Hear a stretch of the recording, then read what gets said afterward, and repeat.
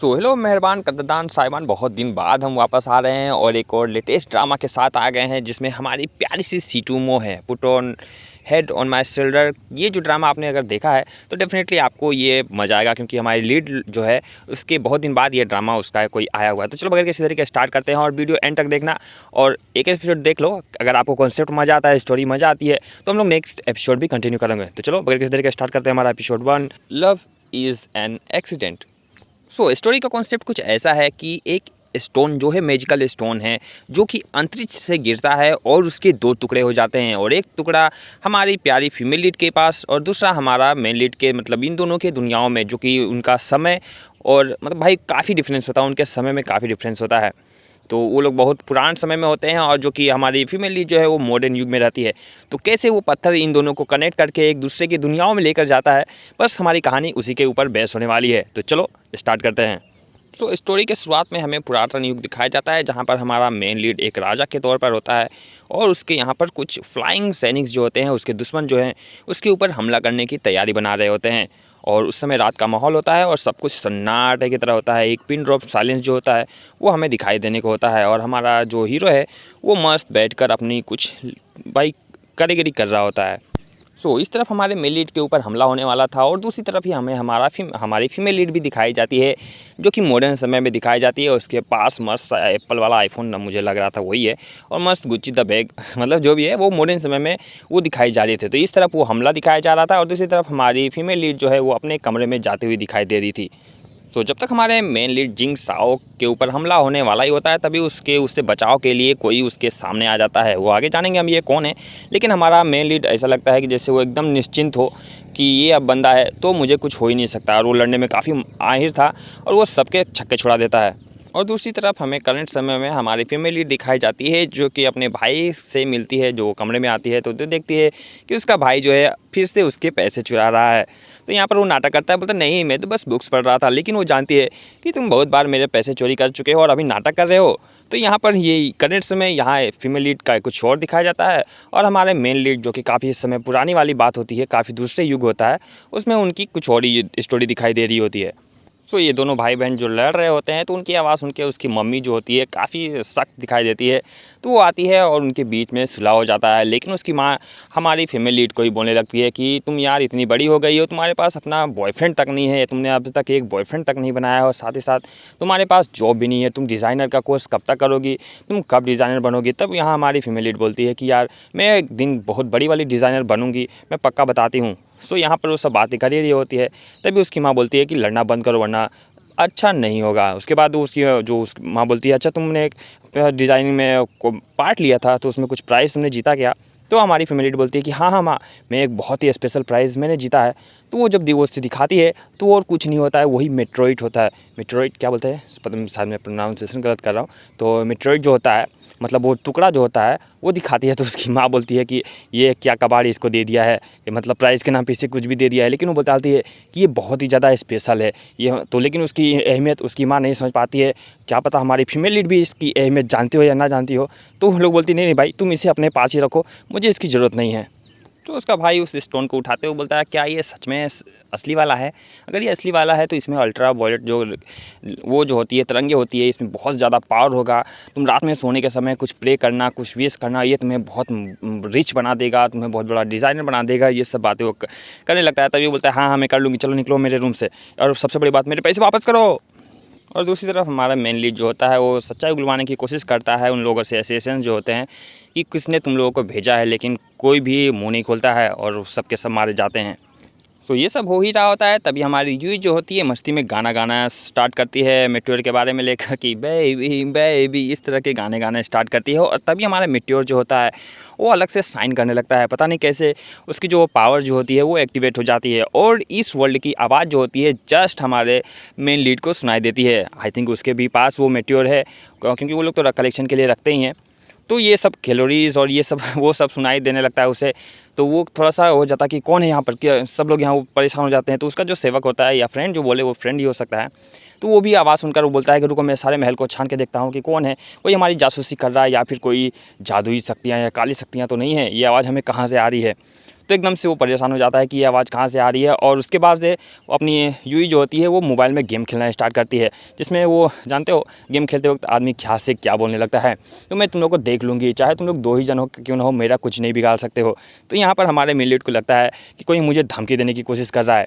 तो वो बोलता है कि अगर तुम्हारे में इतना हिम्मत है तो मेरे सामने क्यों नहीं आते, चुप चुप के क्यों बोल रहे हो। लेकिन ये तो दो वर्ल्ड आपस में कनेक्ट हो चुके थे, तो उसे कुछ समझ में नहीं आता कि ये हो क्या रहा है। सो इस तरह बहुत देर तक वो लोग परेशान रहते हैं कि भाई ये लिटरली आवाज़ आ रही तो आ कहाँ से रही है। उसके बाद हमारी यूई जो है वो सो जाती है। देन जब वो रात में बाथरूम के लिए उठती है तो अपनी जो फीमेल हैंकी होती है वो जो होती है वो उसके ऊपर डाल देती है, मतलब वो मेट्रोइड के ऊपर डाल देती है और वो वॉशरूम के लिए चली जाती है। और इधर हमारा मेन लीड वो आराम से मस्त राजा जी सो रहे होते हैं।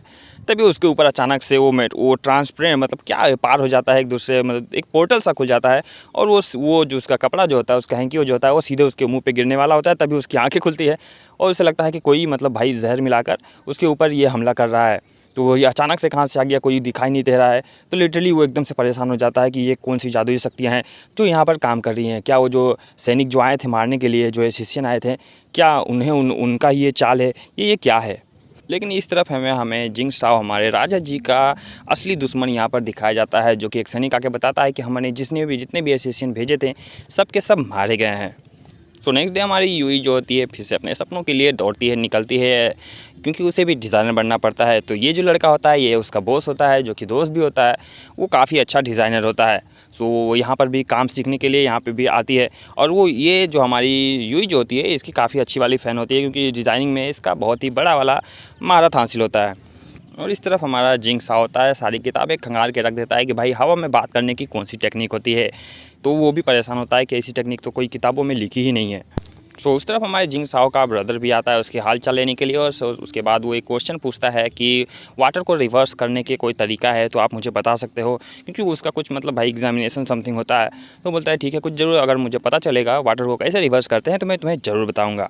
सो रात होते ही यूई और अपने शाओ जो है दोनों बिस्तर पे आ जाते हैं। और यूई यहाँ बोलती है कि मुझे बहुत मेहनत करना है और मुझे बहुत बड़ी वाली डिज़ाइनर बनना है। उसके बाद वो ऐसा करके सो जाती है। लेकिन अब दोनों दुनियाओं में इतनी भयंकर सी तरज गरज मतलब बिजली कड़क रही होती है जैसे कि कुछ तो होने वाला होता है। तभी वो मेट्रोइड होता है फिर से चमकता है और यहाँ पर हमारा ट्विस्ट देखने को मिलता है। सो मेट्रोइड जैसे ही चमकता है हमारी यूई वहाँ से टेलीपोर्ट होकर सीधे हमारे जिंग के ऊपर ही गिर रही होती है। और वो एकदम मध्यम स्लोली सी आ रही होती है। वो अपनी आंखें खोलती है, ऐसा लगता है कि जैसे कोई सपने में राजकुमार जो है उसका वेलकम कर रहा है। लेकिन यहाँ पर तो जिंग तो पूरा सीरियस, क्योंकि वो तो ये सब चीज़ जानता नहीं था। वो सीधे बस देखता है कि ये क्या हो रहा है। तभी वो यूई जो है वो सीधे उसके ऊपर गिर जाती है। तो यहाँ पर अपनी यूई जो होती है वो मस्त सपने में होती है कि ये भाई ये कोई राजकुमार सा है जो मुझसे मिलने के लिए आया है मेरे सपने में। लेकिन यहाँ पर भाई हीरो तो एकदम लिटरली पगला चुका होता है कि ये अचानक से मेरे ऊपर कहाँ से आ गई है, ये कोई दुश्मन तो नहीं है जो मुझे मारने के लिए यहाँ पर आई है। सो यूई को लग रहा था कि ये तो भाई सपना है, लेकिन यहाँ जिंग समझ चुका था ये वही लड़की है जो इतनी आवाज़ें निकाल रही थी और मुझे डराने की कोशिश कर रही थी या फिर ये मुझे मारने की कोशिश कर रही थी। तो यहाँ पर ये अपना भैया क्या मस्त ब्यूटीफुल सा ड्रीम है, कितना हैंडसम लड़का मेरे सपने में आया है, ये सब चीज़ वो कर रही थी। लेकिन यहाँ पर वो बोलता है नाटक करना बंद करो, क्या कर रही हो तुम, ये कौन हो तुम, बताओ मुझे कहाँ से आई हो, कैसे यहाँ पर आई हो, ये सब चीज़ें वो कर रहा होता है। लेकिन वो अभी भी सपने में ही होती है कि ये भाई राजकुमारी है जो अपने सपने में मिलने आया, कोई अचानक से भाई एक लड़का मेरे सामने कहाँ से आ सकता है। तो ये सब बातें सुनकर जिंग के सारे सैनिक भी चारों ओर आ जाते हैं और जिंग हमारा तलवार निकाल कर सीधे उसकी गर्दन पे करता है, मैं तुम्हें आखिरी मौका दे रहा हूँ। लेकिन उसे अभी भी लग रहा होता है कि ये एकदम कोई मजाक ही है। उसके बाद तलवार को छूती है, बोलते हैं हटाओ इसे, क्या ये तलवार से तुम जरा भी रोमांटिक नहीं हो जैसे। लेकिन वो जैसे करती है उसके हाथ पे कट हो जाता है और खून निकलने लगता है। हाँ ये क्या हो रहा है। देन उससे रियलाइज़ होता है कि ये कोई सपना नहीं है, मैं रियली किसी के यहाँ पर आ चुकी हूँ, लेकिन मैं तो अपने रूम में थी। उसके बाद वो इतनी तेज़ी से चिल्लाती है कि सबके कान खड़े हो जाते हैं। सो फाइनली यूई अब थोड़ा सोचने की कोशिश करती है कि मैं यहाँ पर आई तो आई कैसे। वो सभी चीज़ों को देखना स्टार्ट करती है कि ये तो भाई मेरे समझ से परे है, ये जगह है तो है कैसी। और वो लगातार क्वेश्चन पे क्वेश्चन पूछने जा रहा था कि तुम यहाँ पर आई तो आई कहाँ से। और उसके बाद वो लोग सारे क्वेश्चन ढांकना स्टार्ट करते हैं, लेकिन वो समझाती है कि लिटरली मुझे कुछ समझ में नहीं आ रहा। उसके बाद वो लोग बेबी वो सॉन्ग के बारे में पूछने लगते हैं कि ये तुम्हारी आवाज़ है क्या, ये तुम ही कर रही थी। तो यूई बोलती है कि हाँ ये तो मैं अपने बाथरूम में ही गा रही थी, बट यहाँ आवाज़ कैसे आ गई। तो लेकिन तभी वो लोग मानने को तैयार नहीं थे, क्योंकि वो लोग इनकी बात नहीं समझ रहे थे और इसकी बातों को वो लोग नहीं समझ रहे होते हैं। तो यहाँ पर वो बोलते हैं कि तुम ज़रूर कोई एशियन हो जो मुझे मारने के लिए आई हो, बताओ किसने तुम्हें भेजा है, मैं तुम्हें आखिरी चांस देता हूँ, अगर तुम मुझे बता दोगी तो मैं तुम्हें छोड़ दूँगा। लेकिन वो बोल रही थी मैं सच बता रही हूँ, मुझे कुछ भी नहीं पता है। उसके बाद वो उसकी जो हैंकी होती है वो उसे ला के देती है मतलब वो देता है, बोलता है कि ये तुम्हारा है क्या, इसमें कौन से जहर मिला है वो बताओ मुझे। तो वो बोलती है अरे ये तो वुमेंस के हैं कि तुम्हें नहीं पता है, बट ये यहाँ आई तो आई कैसे। देन उसके बाद जिंग यूई को बोलता है कि इसे ले जाकर गेस्ट रूम में रखो, जब तक ये सच्चाई ना बता दे तब तक ये वहीं पर रहेगी। लेकिन वो उसकी वो बोलता है प्लीज़ मेरी बात समझो, मुझे कुछ भी नहीं पता है। देन उसके बाद उसका जो जिंग का साथी होता है वो बोलता है कि आप उसे ऐसा कैसे कर सकते हो, इतनी बड़ी जादूगर है वो, तो कभी भी कहीं से भी भाग सकती है। तो वो बोलता है कि बस तुम्हें उसके ऊपर नज़र रखनी है, अगर वो सच में झूठ बोल रही होगी तो वहाँ से भागने की कोशिश करेगी और अपने मालिक के पास जाएगी, देन हम उसे पकड़ लेंगे। तो बोलते ठीक है भाई, गुड प्लान। सो यूँ हमारी सोच रही होती है कि आखिर ये सब हुआ तो हुआ कैसे, ये कोई जादू तो नहीं है। तो यहाँ पर जब बातें चली रही होती है तभी वहाँ पर कहीं आग लग जाती है और सारे सैनिक वहाँ पर चले जाते हैं। तो यूँ को मौका मिल जाता है कि चलो यहाँ से भागने की कोशिश करते हैं, देखने की कोशिश करते हैं कि आखिर ये जगह है तो है क्या और कैसी जगह है ये। सो यूँ सीधे भाग के पहुँच जाती है इस राजा के रूम में कि भाई वहीं से मुझे कुछ रास्ता मिल सकता है, क्योंकि मैं वहीं डायरेक्ट वहाँ पे लैंड हुई थी। तो यहाँ पर वो कोशिश करना स्टार्ट करती है कि क्या यहाँ पर कुछ है, क्या कुछ मुझे मिल सकता है क्या, लेकिन यहाँ पर उसे कुछ मिलता नहीं है। देन उसके बाद वो रोना स्टार्ट करती है और आवाज़ लगाने पड़ती है, माँ पापा भाई क्या तुम मेरी आवाज़ सुन रहे हो, प्लीज़ मुझे यहाँ से निकालो, मैं यहाँ पे फंस गई हूँ, मैं कभी आप लोग को तंग नहीं करूँगी, भाई तुझे जितने पैसे चाहिए होंगे तुम मुझसे ले लेना पापा प्लीज़, मैं जोर जोर से गाने नहीं गाऊँगी। ये सब चीज़ें वो कर रही थी और पीछे से हमारा हीरो भी ये सब बातें सुन रहा होता है कि लगता है ये सच ही बोल रही है, क्योंकि ये इस तरह रो रही है। और वो बताती है वो सारी कहानी वो रो रो के बताने लगती है कि पता नहीं कैसे मैं तो अपने रूम में आराम से सो रही थी, लेकिन अचानक से नींद खुली तो मैं यहाँ पर किसी के सामने, और वो आदमी बहुत गंदा है, वो मुझे ट्रीट करता है और बोलता है कि वो मुझे मार देगा, प्लीज़ मुझे बचा लो पापा, प्लीज़ मुझे बचा लो। सो रहते रहते ये सोचती है कि अगर मेरी गाने की आवाज़ यहाँ आ सकती है तो मेरी आवाज़ भी तो वहाँ जा सकती है। उसके बाद वो अपने पापा से हेल्प चिल्लाने लगती है कि प्लीज़ पापा मुझे बचा लो, मेरी आवाज़ आपको आ रही है क्या। लेकिन उसके पापा भी वहाँ पर वॉशरूम के लिए निकलते तो आवाज़ सुनते हैं कि क्या यूँ चिल्ला रही है। तो वो जाके जब उसके कमरे के मतलब दरवाजे के पीछे से सुनते हैं तो उन्हें लगता है कि मेरी यूई जो है वो सपना देख रही है और सपने में चिल्ला रही है।